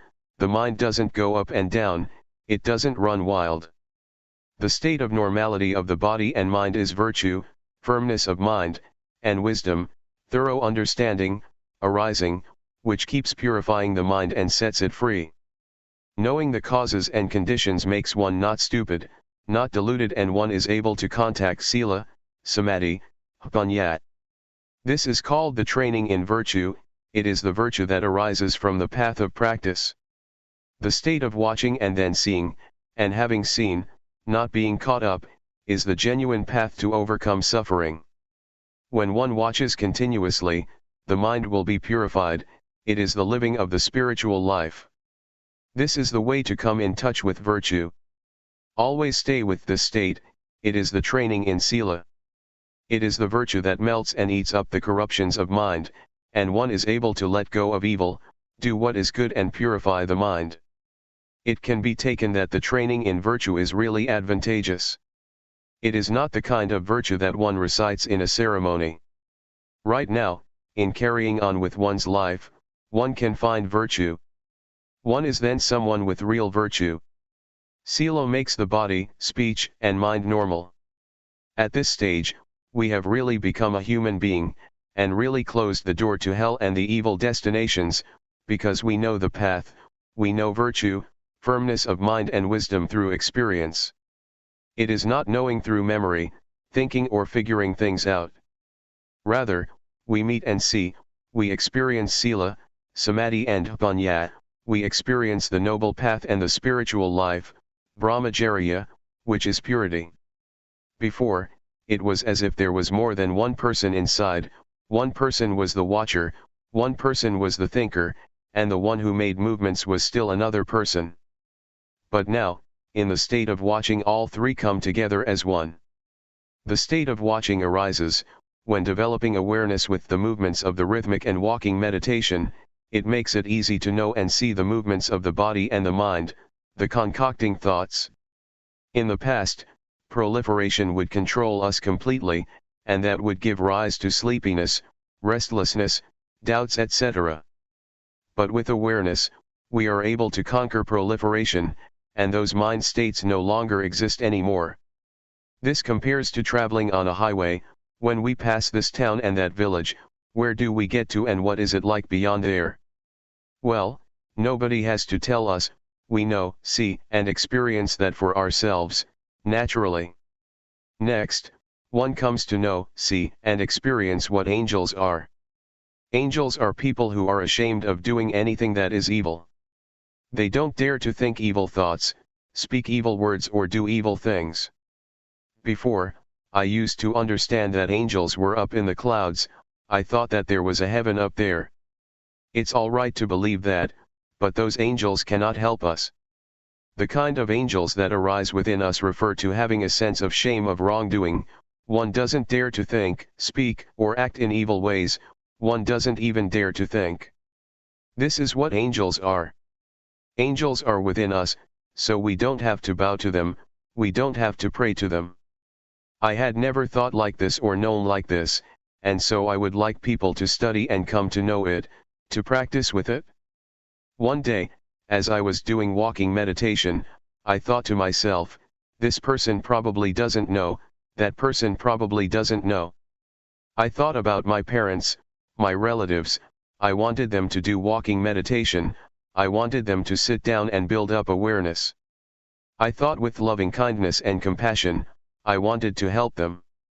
Walking on the excellent path makes us go beyond being a man or a woman, being a hungry ghost, a demon, or a devil. One becomes a human being, one who has a superior mind. Someone with virtue, who lives one's life according to the noble path. One abandons what is evil and does what is wholesome. One's mind is like that of the gods. One knows merit and evil, and one genuinely understands Buddhism. This is what the excellent path leads us to see and understand. Religion exists in people's very hearts if those people refrain from evil, perform only good actions and their virtue is pure. But if one still thinks in evil ways, it can be taken that one hasn't reached Buddhism, even when one recites the words Buddhang, Dhammang, Sanghang, Saranang Gacchami, I take refuge in the Buddha, Dhamma, and Sangha. Religions teach people not to have suffering, religions teach people to do good. If one is still suffering, one is not reckoned as one who has reached the religion. One's life might become blemished, it might go downhill. When we arrive at religion, we relinquish evil and do only what is right. This compares to someone who does certain things, until he or she makes a living with it and is stable in it. He or she is able to depend on it, in order to live his or her life. This is how we experience things. The state of watching and then seeing, and when seeing, not being caught up, is the most concise action. It is like the Dhamma is really in our fist, we don't have to do a lot. Before, I was in a mess, I clung to ceremonies, clung to others and believed in rituals. I was even afraid of my own thoughts, because with thoughts come doubt, fear, love, and hate. But when full awareness arose, I wasn't like that anymore because I determined to only just watch. It was as if my life came down to just doing that much. Studying and practicing until one reaches the state of watching and seeing, and not getting caught up, is the point of completeness, the point where all things come together. It is the diamond of the Dhamma, because one is able to smelt the fetters, 10 deep-rooted and subconscious tendencies in the mind. Seeing Rupa and Nama, seeing suffering, seeing convention and seeing the mind proliferating, gradually diminishes the ego. The mind gradually turns into one of a human being, which means that there is morality as a refuge. The way to hell and the bad destinations is closed off, because one refrains from evil, only does what is good and really makes the mind pure. The door of the truth is opened, the mind is free because one can destroy the ego. One abandons the first 3 fetters, namely, personality view, doubt, and attachment to precepts and practices. At this point, the mind changes and comes to see and understand. Before, it was as if the ego was hiding by the door. But now, the watcher keeps a watch over the door. As soon as the ego appears, it is discovered and the ego falls apart because it can't endure verification. It could be compared to a tree that has fruit, as soon as one shakes it a bit, some fruits will fall down. And in the same way, greed, hatred, and delusion, and those 3 fetters that are deeply instinctive and are conditions, that arise from the body and the mind, drop off and disappear. The mind that changes into a noble one, is the superior mind that is able to destroy the ego. When one experiences this, the ego drops off and is finished with. It is as if wholesomeness and unwholesomeness, or dirtiness and cleanliness are separated. Being a noble one is to have this kind of excellent mind, this is how the mind changes. It is not a matter of changing clothes, or changing one's words, it is not a matter of ordaining, using this or that ceremony, that is just convention, that is being a monk through convention. But when one is a noble individual, one is far removed from suffering and defilement. Suffering and defilement are the enemies of life. The ego with its attachment is an enemy of life, because wherever there is ego, it is like having stains, stains of losing, of winning, of happiness, of suffering, of getting, of losing, etc. When one can relinquish the ego, it is like having a dilapidated car that gets fixed up, and restored to its normal condition. The body and the mind are the same. The path of Dhamma takes us to this point. It is the excellent path, it is number 1, it is the superb path of life. When reaching this point, one experiences what it is to be a noble one. The mind that makes this shift, is a diamond of Dhamma, it is the doorway to truth. As we chant in the evenings, the Sangha that is born from the good Dhamma, is endowed with such virtuous qualities as practicing well. Being born from the good Dhamma, is right here, the noble Sankhya is born right here. It is born from developing awareness, until one reaches the very state of watching and seeing, and on seeing not being caught up. This state of watching is the path, it is the spiritual life. If one compares it with a road, it is a smooth highway. Lust, irritation, conceit, and attachment to views and opinions, that one used to have and was caught up in, dry up. Comparable to fruits that are, all shriveled up, still in the tree. Purity arises, it is high sila, high samadhi and high panya. It is the aggregate of virtue, firmness of mind and wisdom, and they get better all the time. The body doesn't do anything bad, speech doesn't say anything bad, and the mind doesn't think anything bad. One is separated from evil and one gets further and further removed from enemies. Suppose, before, we were driving very slowly along a bumpy road full of holes. As soon as we get to the smooth highway, we can drive at ease and we don't get stuck, we can keep going. One becomes skilled at being in the state of watching, seeing because of watching, and on seeing not being drawn in, it becomes more and more an art. Whatever one does, if one is an artist, one can do it excellently. For example, a painter who uses just a single pen or a single brush. He or she is able to fluently produce an image of a mountain. It is a magical thing that improves continuously. I try to bring up comparisons through using convention, because the truth is sometimes hard to put into words. When the state arises where there is supreme virtue, firmness of mind and wisdom, the supreme spiritual life and supreme purity, one abandons the various things that used to intervene, both in the body and the mind, it changes altogether. Whatever passes, whatever one experiences, one really knows and sees it for oneself. It is like when we finish something, we know that it is finished. One reflects on the Dhamma that one knows and sees and liberated one, how did it arise? There is more and more a sense of separation and reflection, happiness and joy arise. It is comparable to being pulled along by a current, going to the sea, one doesn't have to make any effort. Or it is like a strong man, he is able to lift up weights immediately. It is the same with the paths and fruits of practice, from the first stage of enlightenment upwards. It is smooth and refined. This can destroy the ego, and the defilements starve. At this stage, no perception arises and there is no, deluded, identification, it feels like it's hard to think and get carried away. To go back and think in ways that make one be something or other, makes one's hair stand on end. Anyway, neither the mind nor the body would be caught up in it.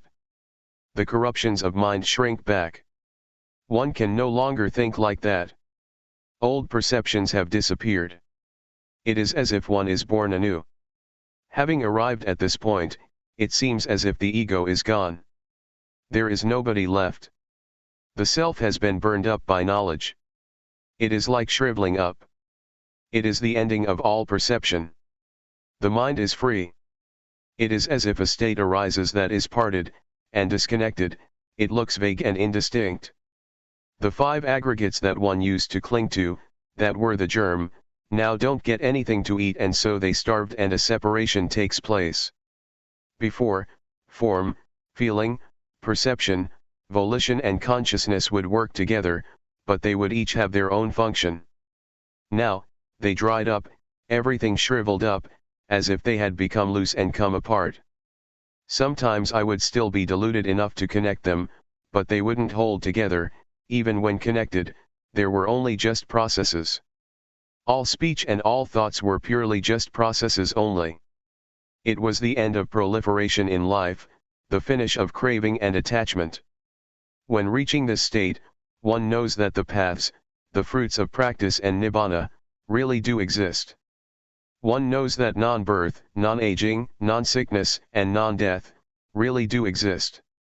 Luangpor Teean knew this matter, right at this point. The Buddha, the Dhamma, the noble Sankhya, the paths, the fruits, and nibbana, really exist. We are really able to be liberated in this lifetime. Teaching people to know this matter, can be taken to be the greatest thing in the life of human beings. It is better to teach people to reach this final goal than to teach generosity, because this leads to the end of suffering, the end of being. This is the most excellent thing. If this state arises, then help to support this teaching. If there is nobody to talk about it, there won't be anybody to listen to it, and the Dhamma will completely disappear. I consider talking about the truth to be my profession. When one takes the truth as one's profession, one has to talk. If nobody shows people how to practice, it will be the end of the truth. If you are interested to study and practice, I will arrange food and a convenient enough place, a hut or a meditation hall for you to use, so you can try out training yourself. Before, I used to live out in the country, far from civilization. When many people would come to practice, there would be a problem. Sometimes there would be a deficiency of things, which would make it inconvenient for the practitioners. But at present, I have a place, and if you're interested, I will look after things. I will be your friend as far as I can. We will share happiness and suffering. Don't suffer by yourself. I'm sure that I won't lead you along the wrong path, because I have discovered the path to some extent. When seeing suffering, one discovers suffering. When seeing something that is wrong, one overcomes what is wrong, and when one discovers the path, one can reach the final destination. No matter whether you are ordained as a monk or not, I have a place prepared for you. If you have suffering, don't do anything else. I really have found the way out. It is the number one way. Reflect on this, but you shouldn't just use reasoning. You shouldn't create conflicts or just have blind faith. Don't be averse to anything. These words are just words. Once they have been received, they might disappear, but if you're interested, try out to practice. If you read these words and immediately confidence arises, it is not right. First, practice. If, having practiced, results arise, then be confident. If, having practiced, there are no results, then find another method. Meditation is something that has to be tried out through practice. When one experiences it by oneself, one's actions will sort things out, or destine the course of one's life, by themselves. It is not a matter of figuring things out or memorizing. One must put things into practice and one must experience things for oneself. Being aware is to develop the four foundations of awareness. Anybody who turns up the hand or makes other movements, and is aware of it, is practicing in the right way, because awareness is the sprout of enlightenment, that is, it makes wisdom spring up. One must start up from this point of making use of movements. It really is the birthplace of the four foundations of awareness. This really is the excellent path. It is called, Agamagko Visuddhya, the excellent path for purification. Buddha arises from building up a lot of awareness. One has to do that oneself and practice oneself. The method of developing awareness, as Luangpor Teean teaches, is really up to date. The more diligent one is in building up awareness, the more one knows, sees, and understands one's life. Awareness is with us all, as long as we have a body and a mind. To have awareness is the treasure of a human being. It is the same for all of us, without exception. No matter what country you live in, what nationality you may have, or what language you may speak. Be aware. Just raising the arm, feeling it, is already good enough. Guidance to train oneself. We must use our lives to train ourselves diligently. We must take ourselves to the ultimate and final goal. This is called an excellent life. If we don't train ourselves, it is easy to get involved in things. For example, if there is suffering, we suffer until we die. So we have to train diligently in order to overcome doubt, worry, sadness, anger, desire, delusion, etc. This is called following a good example. The characteristics of our thoughts are the same, they don't differ much. Whatever one is familiar with, one thinks about that, following our disposition and character. The environment has an influence on our lives. For example, someone is born in a good family but the environment is no good, and it gives that person information that is no good, the result is that that person receives bad information. A bad past leads life to delusion and bad actions. This is a law of nature. There are certain states of mind that we shouldn't surrender to, such as doubt and worry, because we still have a way out. Try to reflect on the examples that good people set. The Buddha, for instance, he is the founder of a religion, the enlightened one, the one who clearly understands the world. We should study his example, so that we will understand why the Buddha, the Dhamma, the Sangha, religion, merit, heaven, and Nibbana, really do exist. If we still have doubt about this, it means that we still have suffering. We must understand these matters clearly and go beyond doubt.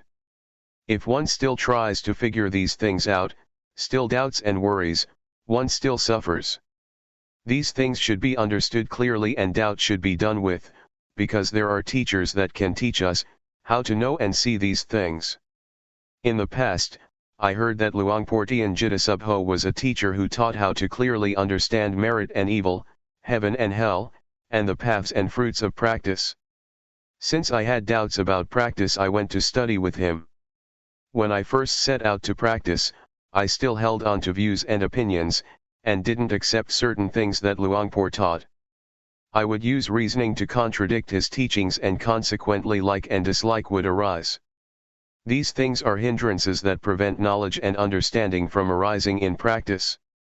Therefore, when a teacher gives advice, one should first study and try it out through practice. Luangpor Teean taught me to develop awareness, which I had never come across or seen before. He taught me to have sati, and to be diligent in building up lots of awareness. Awareness, as I had learned it as a child, and at the time that I was studying the Dhamma, meant to recollect. I had trained in awareness with other methods, for example the kind of meditation where one sits with eyes closed and recites a mantra, in order to make the mind peaceful. I used to do it that way. Everybody seemed to be teaching like that, to sit with the back so straight that one starts to sweat and one gets backaches. Some people are very serious and force themselves. That's the way that I used to do it. I trained in this until the mind became peaceful, and happiness arose which was pleasant. When I trained with Luangpor Teean, he taught me to be aware and not to go for peacefulness. He taught not to control thoughts but to just know indifferently, which was certainly a strange way of teaching. Before I could catch the awareness in practicing, there were definitely many things that snared me. Sometimes, I fell back to my old practices, and as soon as I would raise my arms to do the rhythmic meditation, I would go back to being peaceful and stay with happiness, because that was more convenient than diligently knowing. An old man of over 70 practiced together with us. He advised me not to just sit there being peaceful, because that is not useful at all, but rather, to be diligent in building up the quality of knowing, to be aware while making movements. He kept guiding and looking after me. In the end I asked myself, what's the point of being fooled by thoughts? That's just an old habit. Let's train and be diligent in building up the quality of knowing. One has to control oneself by determining that, if I get lost in proliferating thoughts, I will try to be aware by making use of objects to know, such as movements of the hands. As soon as one turns up the hand, one really feels it, one really sees it by oneself. Whenever the hands move, one is aware. When one can catch the feeling of moving more and more often, proliferation gradually diminishes. In this way, I got a foundation and really saw results. Previously, I used to think about the future and the past, but now concoction would stop on seeing thought, and I would stay with the present, stay with the movements. One really knows the movement of turning up the hand, one doesn't have to wait for even a second. One knows again and again, one really knows many times. When there is truly a lot of knowing, one becomes diligent in building up the quality of knowing continuously, just as when one keeps diligently working and gets lots of work done. So, if one really catches the quality of knowing, and one is really diligent in building it up, one gets plenty of knowing. It is useful to have lots of knowing, because whenever one gets lost in thoughts, going all the way into the past or the future, the quality of knowing pulls one back, so that one doesn't easily flow with thought. Whenever one is swept away with proliferating thoughts, one immediately comes back, one is really able to come back. We're able to train and give rise to the quality of knowing in the various postures, for example, while doing walking meditation, or making movements with the arms. Whatever you take hold of, know it. The breathing, know it. Just have only this quality of knowing, and you will have a foundation. Before, I used to stay with the breathing. I would recite a mantra and seek peace, I would force myself to be peaceful. It is useful to practice like that because one gets peaceful and understands what peace is. But when I reached this state of knowing, I understood that the state of being aware and awake is something different from peace altogether. Awareness gives rise to knowing, one doesn't stay with peace. When we blink our eyes, we can know, when we swallow saliva, we can know, moving a finger, we can know, breathing, we can know. Whenever we touch something, we can know. These are examples. Therefore, creating this quality of knowing is a kind of art. It can be created in all postures and movements. All it takes is that one puts forth effort to know what's happening within one's body. It is comparable to having a set of tools that one uses to build up lots and lots of knowing. If one does it in the right way, diligence arises. There is an old saying that says that it is as easy as rolling a boulder downhill. But if one doesn't do it in the right way, it is as hard as rolling a boulder uphill. When one does it right, one gets a foundation and one becomes diligent to practice and build up awareness, without anybody having to tell one tells oneself and creates plenty of knowing. One becomes diligent to know in using one's daily life, always trying to find ways to be aware. Even though at times people or friends cause us to get lost, we make effort to avoid that. We are careful to take the chance to know for ourselves the things that arouse knowing. Nobody has to tell us. It's like working, when we do it right we are diligent and fluent, but if we don't do it right it's like banging our head against a brick wall. We know and see for ourselves what delusion is like and what knowing is like. We know and see what the advantages and disadvantages of knowing and delusion are. And so, we prevent and deal with things automatically. One has the answers oneself and doesn't have to ask anybody. If there is a lot of knowing and one knows for long periods of time, one will see the conditions of the body, because the quality of knowing is the one who watches the movements. However, this doesn't mean that one will see this immediately because sometimes, as the body is moving, instead of just seeing the body, there are things that make us get lost, for example, feelings that arise due to unintentional thoughts, or various moods, either coming from the body or the mind. These things incite us to get lost but we don't. These things are there but now we have seen that they are just feelings. People who have trained in meditation before, will just meet with coarse feelings, and the refined feelings that exist in the body and the thinking mind, they won't see. If we build up the quality of knowing until it is the boss, it will be able to distinguish delusion from knowing, even though delusion, proliferation, was in charge before. We will be able to pass through subtle feelings without having to get involved. It compares with traveling and passing through various villages, we leave this and that town behind us, and pass through without getting involved. But someone who easily loses awareness, is incessantly interested in the thoughts that come up, reasoning in every way, and loses a lot of time by thinking. Like, dislike, and all the rest of it arise. This is someone who is not determined to walk the path. The Buddha said that, someone who is heedful is awake when others are asleep, such a one leaves foolish people far behind, just as a well-trained horse leaves a horse without strength behind. Not getting involved with proliferating thoughts that arise is like this, one moment of knowing is to be removed one moment from not knowing, from delusion. One gets further and further removed and one becomes skilled in knowing, it is easy to know. Before, it was easy to get lost, but when one trains oneself it becomes easy to know. The feelings and the various thoughts that make the body move are, nama dhamma.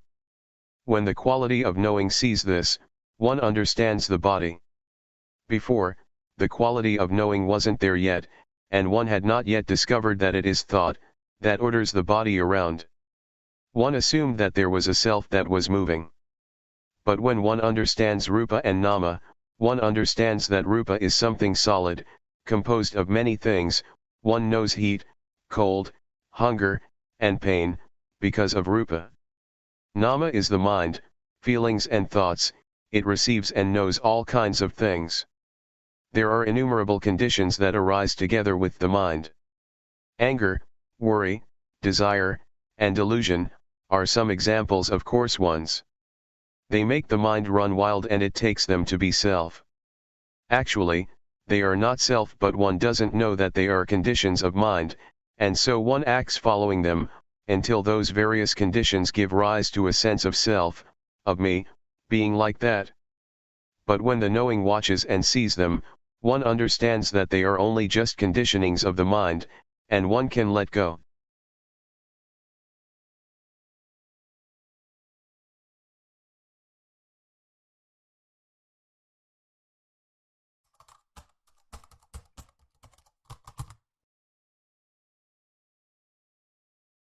May all beings be at ease, whatever living beings there may be, whether they are weak or strong, omitting none, the great or the mighty, medium, short or small, the seen and the unseen,